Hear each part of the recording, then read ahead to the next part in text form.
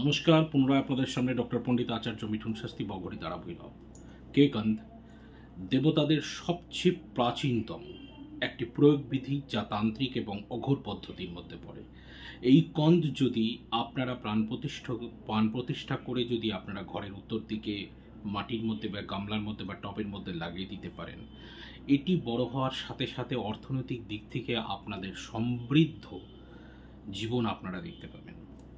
এটাকে কান্দ বলা হয়, কে কান্দ বলা হয়, এবং দেবতার চরম পর্যায়ে ঊর্জা শক্তি এর মধ্যে থাকে।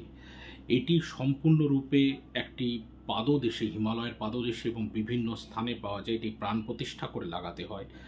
এটা প্রাণ প্রতিষ্ঠা করা থাকে, আমার সংস্থায় প্রচুরভাবে প্রাণ প্রতিষ্ঠিত রয়েছে কে কন্দ, এবং সেটা উত্তর দিকে বসিয়ে আপনারা লাগালে আপনারা অর্থনৈতিক দিকে সমৃদ্ধশালী হতে থাকবেন এটা বড় হওয়ার সাথে সাথে। এবং সেটি মাটির মধ্যে, গামলার মধ্যে বা টবের মধ্যে আপনারা বসাতে পারেন। দারুণ প্রয়োগবিধি, দারুণ জিনিস। আজই অব্দি, আজ আর অন্য কোনো কথা নেই। সকলে ভালো থাকুন, সকল ভালো থাকতে হবে, কারণ আজও কোনো বিচার না।